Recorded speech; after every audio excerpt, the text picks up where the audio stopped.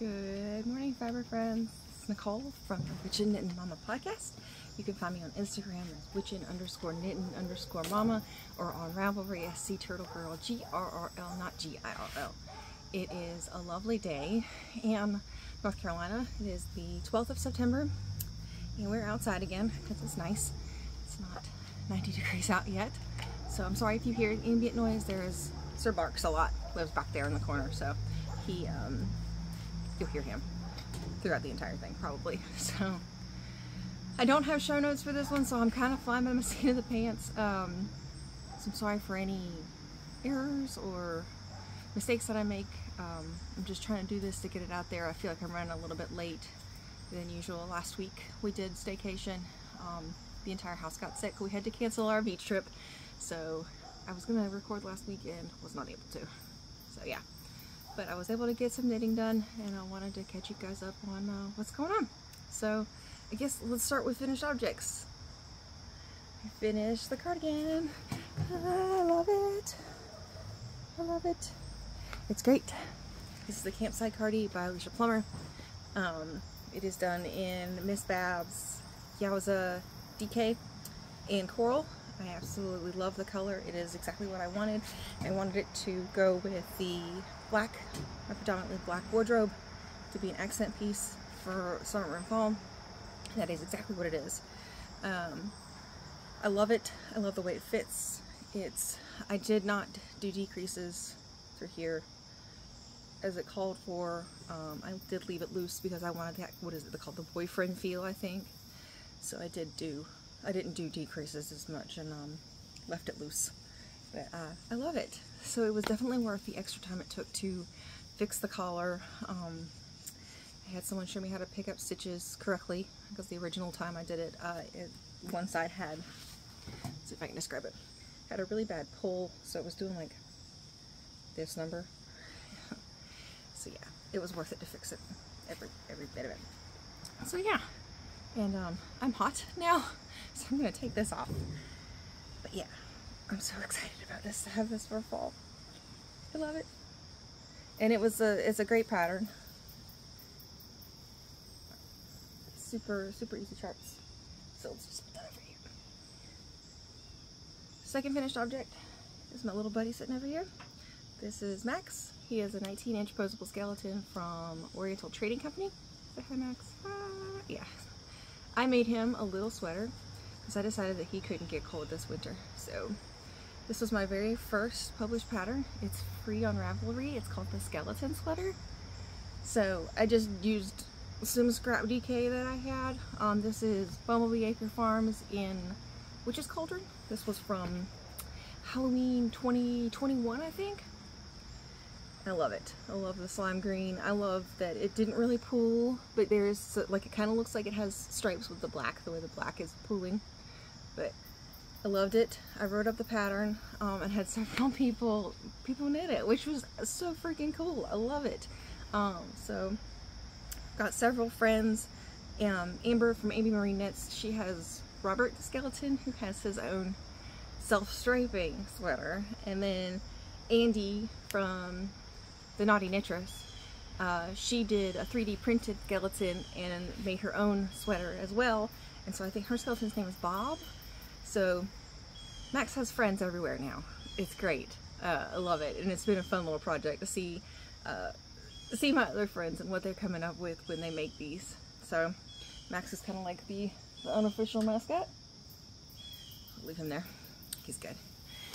So my third finished object I do not have. It was the Close to You shawl by Justine, and I cannot remember her last name. But it was a staple knit for Fiona K Knits. I did it in her Ghouls Just Want to Have Fun. If editing Nicole remembers, pop a picture here. It was a fun pattern. Once I sat down and I got the repeats memorized, it flew. I mean, it took a couple days for me to do it once I got the repeats memorized. So it's a great, easy, fun single skein project. What was nice is that I learned how to do the picot bind off. I'm not sure why picot bind off gets such a bad rap, because I was actually having fun. Like, once you get the rhythm of the picot bind off down, I enjoyed it a lot. So I think that that's definitely one I might consider doing more picot bind offs in the future, especially for garments on like the bottom hem, just because it adds that little extra something. So I did enjoy that pattern a lot, and I think I'm definitely gonna knit another one of those, and maybe one of the Halloween skeins that I have, just to use up some skeins. So that was a fun project to work on. So that was it for finished objects. Whips, still working on, I've got stuff everywhere, y'all, I'm sorry. So this is the Mithril sweater by Frogginette, is what her username is on Instagram. I'm sorry, I don't know her real name, but this is what I've got so far. I love this pattern. Her patterns are very, very well written. Get in there. So that's I'm about halfway through the body. I'm a little over halfway through the body. This one is for the oldest goblin. He picked, what was this? Cascade 220 Superwash. Yeah. Cascade Yarns 220 Superwash. In this color, I think was the slate blue. So I've got another ball of it ready to go. We've got through almost the first ball is done.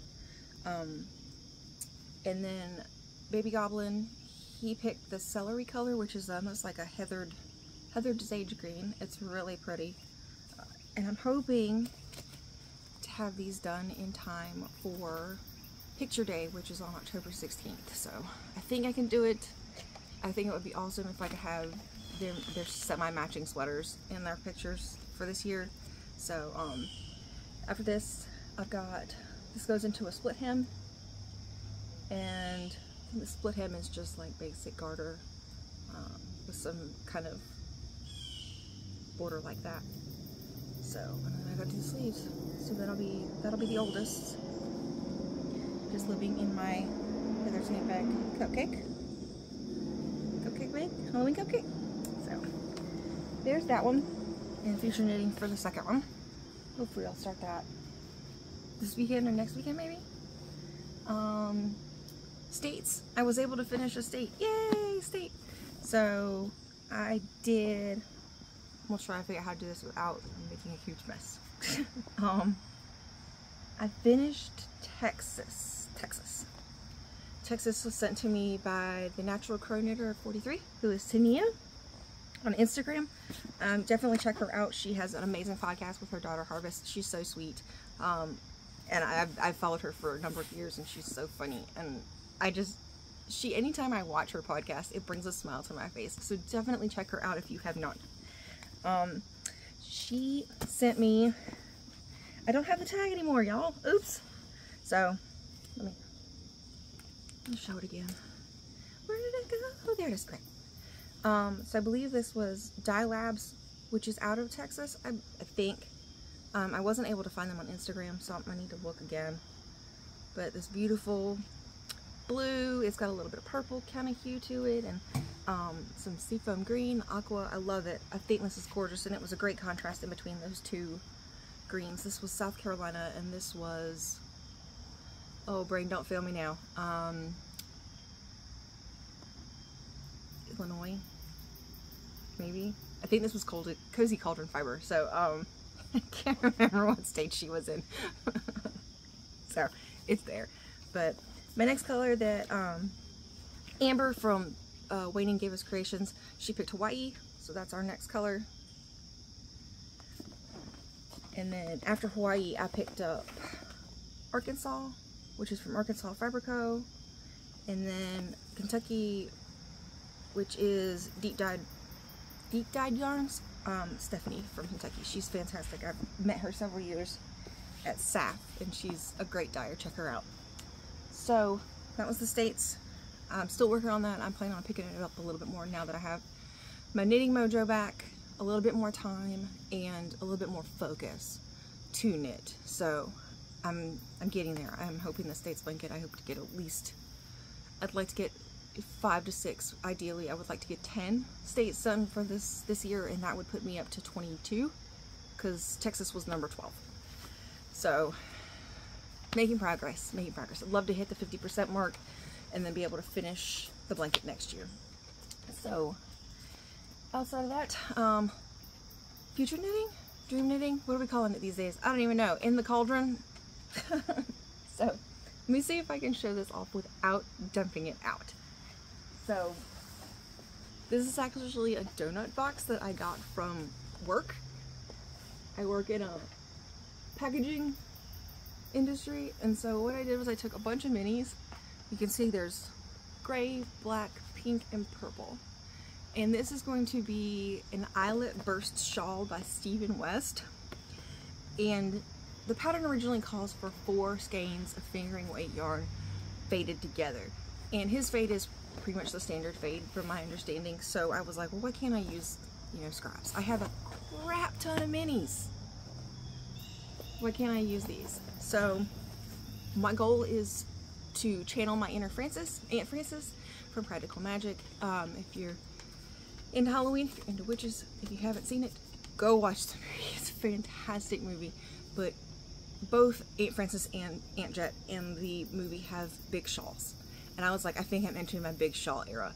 So I was looking for big shawls that had a lot of yardage, and I wanted something that was originally like triangle, because I think, if I'm recalling correctly, Jet's shawl in the movie is a white lace triangle, and so it's big and it has fringe. I really need to go back and watch it again and see if I'm right on that. But I wanted something big, something that screams fall, something that screams witchy. So why not go with a pink, black, and purple palette? So I went through all my minis and I caked up what I could find of those 3 colors, and I started weighing. I've got to where I need to kind of be, but I'm about, I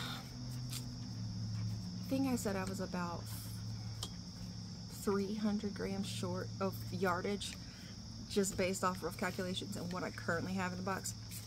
So Phoenix at Crafted by the Fates is dyeing me up kind of like a mini fade set. I'll insert a picture if I can here. Editing Nicole, insert that picture please. It has not shown up yet because she literally just finished it yesterday. So I'm hoping that will give me enough to work this fade pretty seamlessly. And I have told myself that I cannot start this project. I am so excited about this project, but I cannot start it until I have 4 whips done. 4. So 1 was the Close to You shawl. 2 was the Comfort Fade Guardie. Or not Comfort Fade Guardie, I'm sorry y'all. Campsite Guardie. 3 is Atticus's sweater. 4 is going to be Corbin's sweater.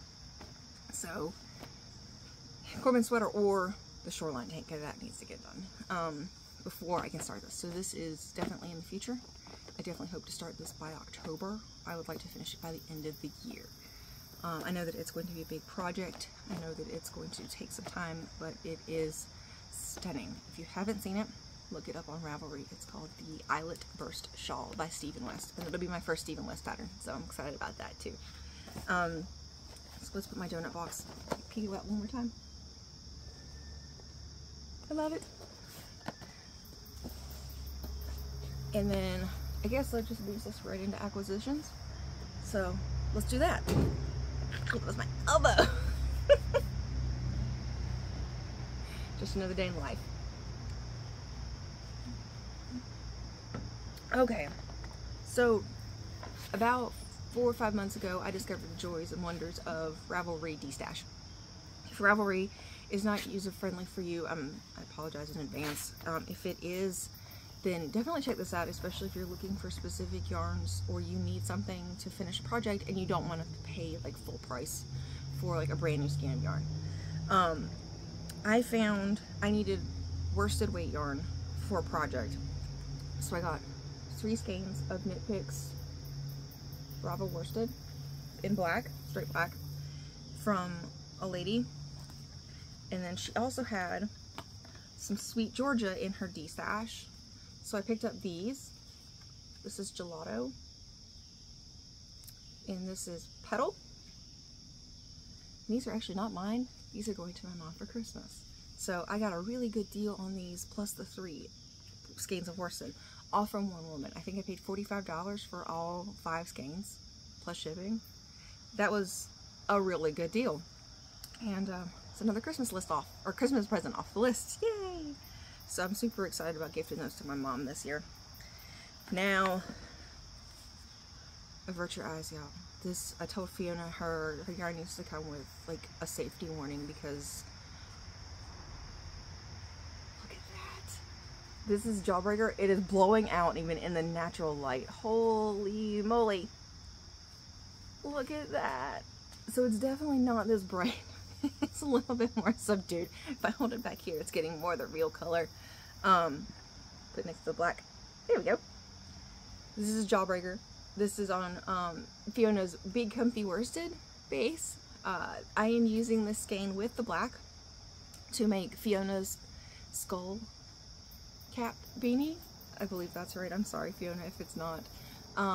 This is going to be part of Teresa at Pretty Twisted Yarns Spooky But Make It Pink knit along. So this is going to be part of my pink. This is one of my projects that I want to do. Hopefully I can cast this on this weekend. But yes, she is beautiful. Oh my god, Fiona nailed it with this color. Oh, I love a good hot pink with black. So stop making noises at your yarn, Nicole. That's kind of weird. And speaking of Teresa at Pretty Twisted Yarns, I won her giveaway on YouTube. So she sent me this lovely set, Safety Dance. I cannot remember the name of the yellow, and then I think the black was Don't Fear the Reaper. So thank you, Teresa, for sending me those. Those super awesome. I have no idea what I'm going to make with these, but it's going to be something great. And this is on her Lavish base, I think? Yeah, her Lavish base, which is her 8515 fingering weight, and it's very soft. Oh, I love it. So something awesome. So going back to the Spooky But Make It Pink knit along, check out Teresa's Ravelry group or find the hashtag on Instagram. I will be donating a pattern prize. It's also being co-hosted by Happy Little Yarn, Amy. She's fantastic. Check her out too. Join along with us if you're spooky but you like a little bit of pink. Then this is definitely the knit along for you. It's cool. I can't wait to see some of these finished objects. The Ravelry threads are pretty hopping, so we're having fun. We're gonna do this, and it's gonna be super girly and super spooky and super cute. So, other than that, oh, I forgot to mention this. Max was sitting on them. These are Stitch Marker acquisitions. I believe the username is Charmed and Dangerous. This was my first purchase from her. That is the Hungry Little Caterpillar. It is super cute. And then I got a second one from her. A little ghosty heart, droopy heart. And I thought that would be good for Spooky Valentine next year. So, and I've been using the caterpillar like crazy just because it reminds me of my babies, my goblins. Hungry Caterpillar is one of their favorite books. So check her out too, Charmed and Dangerous, on Instagram. So yeah, that's pretty much it. It's been another exciting 20 minutes I think right now. So I hope everyone out there is doing well. I've got some more acquisitions coming in this week, so we might record again next week. We might just do a vlog this weekend. We'll see how things are going, but hopefully I can get this up by Friday. And I hope everybody out there is doing good. Staying away from the sicknesses. We're dealing with it at daycare right now. Like I said, last week was full of sickness. We had flu, a COVID scare, RSV, a little bit of a tummy bug, and just overall in general yuck. So it's been a rough start to the cough and cold season, but I'm hoping we'll make it through this year without any major incidents or hospital visits. So take it easy, my fiber friends. If you enjoyed my content, click the subscribe button, drop me a comment. I do have a Ko-Fi now. If you're interested in the sweater and you want to see more of my work, drop me a link in the Ko-Fi, or drop me a donation in the Ko-Fi. I'm going to use Ko-Fi for giveaways. It's not going to be for my personal gain. So hopefully as we start to see more donations into the Ko-Fi, then I'll be able to get some nicer giveaway prizes. So have a good one, and I'll see you guys next time.